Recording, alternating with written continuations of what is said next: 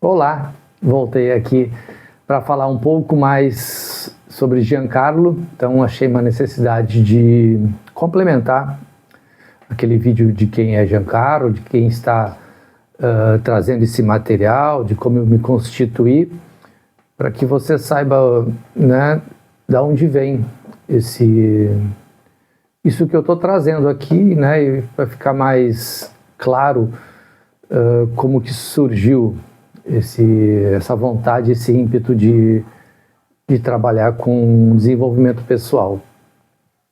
Então, ficou algumas lacunas, né? E daí eu fiquei pensando quando eu vi aquele primeiro vídeo sobre quem é Giancarlo, que nós somos um ser biopsicossocial, né? E a gente tem uma biologia, né? Uma estrutura física, mas também é social, né? É um ser feito a partir do meio, e a nossa psique, né? A nossa personalidade. Mas o fruto do meio ao qual eu vim, eu estava observando que desde os meus avós, meu avô paterno, por exemplo, trabalhou em cooperativa, meu pai também, depois eu trabalhei um pouquinho também em cooperativa, nada mais é do que uma junção de pessoas para um bem comum, né? Um desenvolvimento comercial, de subsistência. Por parte de avô materno, meu avô era um alfaiate, um fotógrafo, então desde muito cedo se prontificou a trabalhar e a se aprimorar, né? Então não era nada fácil, assim como não é agora, mas são dificuldades diferentes, né? E a minha mãe como professora, então é nesse meio de olhar mais amplo, dinâmico, numa família que prezava em conversar nas refeições, em trocar ideias, pontos de vista, né? Isso nos constitui, é uma coisa que eu acho importante que você consiga de alguma forma ter, né? Alguém para trocar ideia, alguém para te dar exemplo, né? E um pensamento mais amplo do que apenas nós, né? O nosso meio, expandir para a comunidade esse pensamento. E isso vai fazer a toda a diferença na formação, né? A gente pode depois se perder aí na adolescência e tal, mas ter um trilho, né? A gente sempre volta para o trilho, a gente uma hora coloca a cabeça no travesseiro e pensa e volta, né? Volta para as origens, de certa forma, na formação que a gente teve, né? No aconchego e nas ideias e nos exemplos que tivemos. Então, eu tenho 2 filhos, tenho um com 23, que está agora se formando em biologia, e um de 7 anos, né, que está começando, e estou no 3º casamento. Espero que esse seja o último.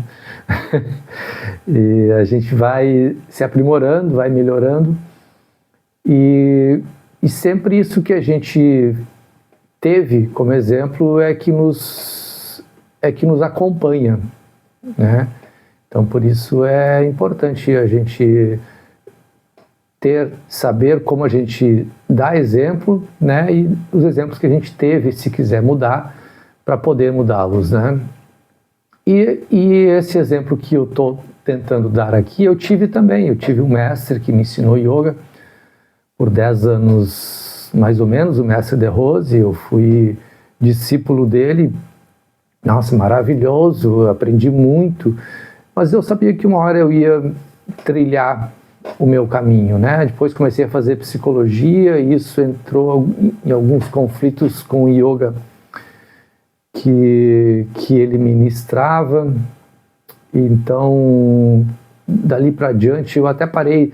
Quando eu comecei a fazer psicologia, foi engraçado, porque até eu escrevia para um jornal daqui, tinha uma coluna, acho que foi uns 5 anos, eu tive uma coluna num jornal, e daí aquilo me bloqueou, a psicologia me bloqueou, porque assim, a academia, né?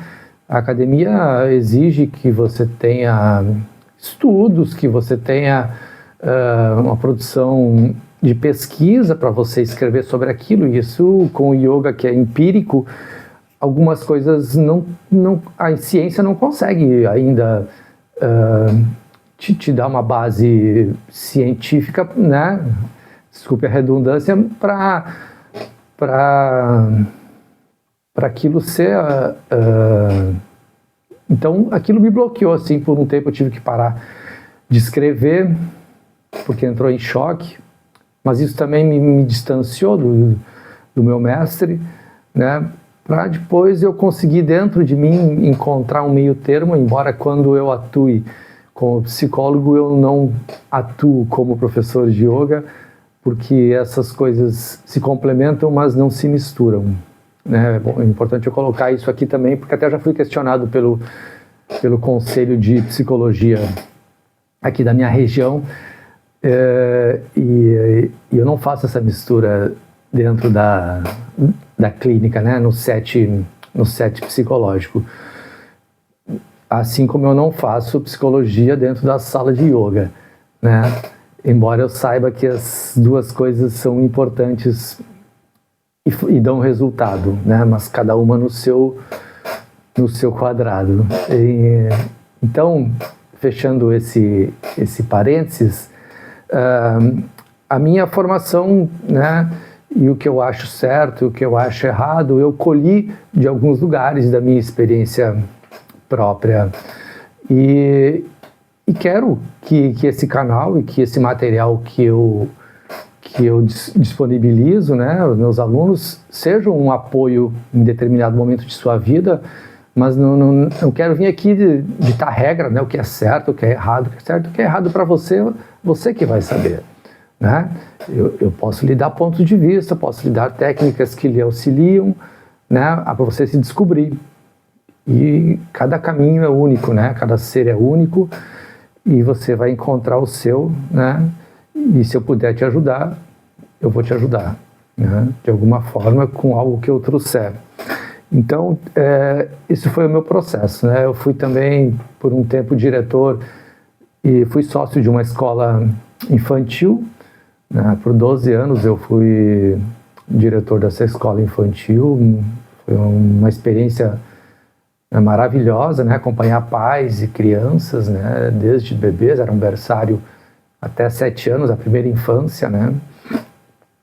E enxergando esse momento, essa fase da vida, né? E essa fase dos pais, né? Que é o mais deficitário no caso, né? Porque a criança nasce pronta, né? Em certos aspectos, né? Agora é uma esponja, né? Isso, né? Esse dito popular aí é muito inteligente, é assim mesmo, né? É os pais que precisam estar preparados e buscar ajuda para acompanhar essa criança. Mas, enfim, também estive vegetariano por 12 anos, esse 12 aí, e eu gosto de falar estive porque eu não sou, né? A gente passa por metamorfoses, né? E hoje eu sei a minha alimentação como deve ser, né?